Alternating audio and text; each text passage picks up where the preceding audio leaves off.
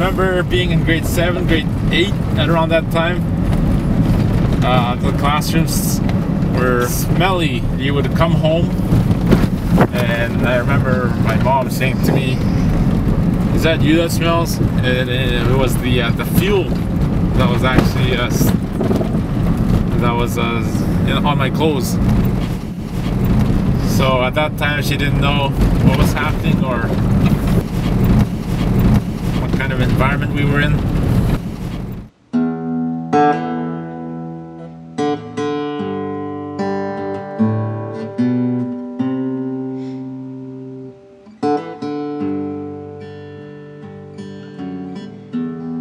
For 3 long decades, the children of Attawapiskat First Nation have searched for the kind of school that other Canadian kids take for granted. Their school, J.R. Nakuji Elementary, was contaminated soon after its construction in 1976 when toxic diesel fuel began to leak beneath the building. Despite clear evidence of the leak, despite the fumes that gave them headaches and nausea, students and teachers spent every day on the toxic site until the school was closed in 2000. The contaminated zone was fenced. The old school was torn down. For the past 10 years, children have attended classes in a collection of temporary portables, while their older brothers and sisters demanded a decent school for them.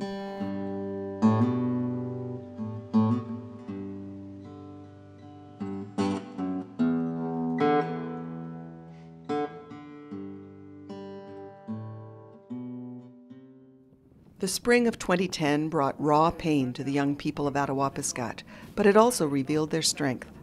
So many young friends died in a single year. Brendan Kiyoki was 15.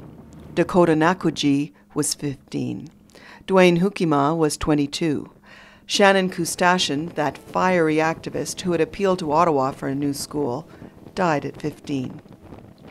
In April, a young hunter named Ian Kamaladasit was returning home from the spring goose hunt when his snow machine plunged through the soft ice on the Attawapiskat River. He drowned. He was 21. Every morning after Ian's disappearance, searchers pulled on their warmest clothing and went out on the river in small boats to search for Ian's body in the icy wind. Back in the community, a wave of suicide attempts began among the young.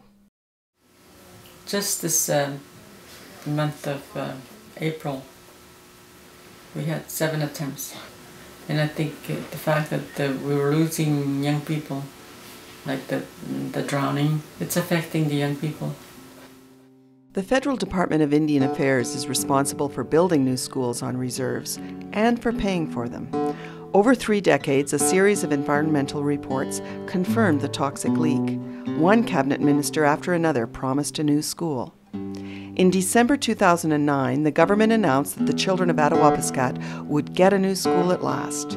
A year later, the project is still on the drawing board in the earliest stages of planning. No budget approved, no target date set for opening day. As a new decade begins, more than 400 kids are still in so-called temporary portables. 11 rough buildings stand in a narrow strip between the fenced contamination site and a busy airstrip. We're not recognized as regular people. In Canada, we're recognized as, because of that Indian Act. That Indian Act is so controlling, it's really limited our ability to do things in the past as Aboriginal people. It took 30 years for them to finally say, okay, there's a school here that's contaminated, the site needs to be cleaned and give them a new school. I'm at that point right now where I'm told, where the community's been told, okay, you guys are getting a new school. Everybody jumps for joy, heads down again, jumps for joy. So at this point, it's like, for me, it's like rolling my eyeballs upwards. There's a lot of rich education opportunities that the people here can provide for their young people. And within 5 years, they should have had a new school.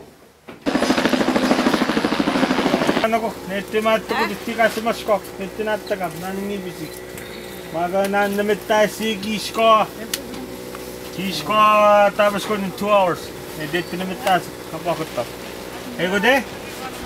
Along the river, no matter how many times you're gonna check the river. So that these pagod sa nagignanis ka magabo mo.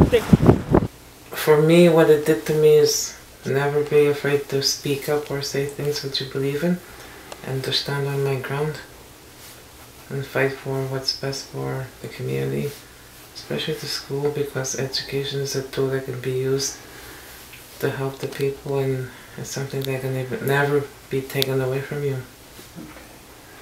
And anyone who does not believe what I'm saying is invited to come to Attawapiskat, and we can give them a tour. Give them a tour where people live in a home, 4 or 5 bedrooms, 19 people living, 20 people, 30 people living in a home. How can you ask students to do their homework in that kind of environment when they're fighting even over just to go to the washroom?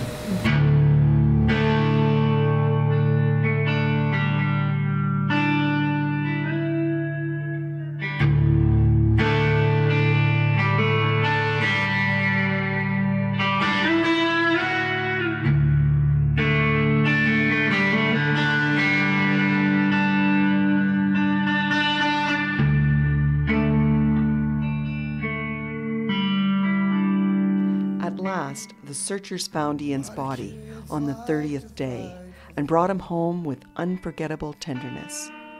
For young people of Attawapiskat, this has been a year of deep mourning and tough questions.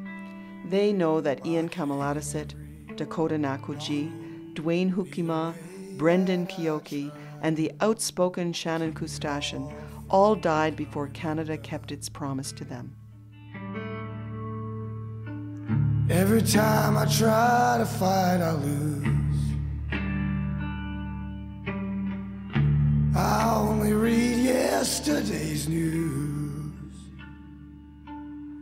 and every rebel with a voice in her shoes finds a way of making it all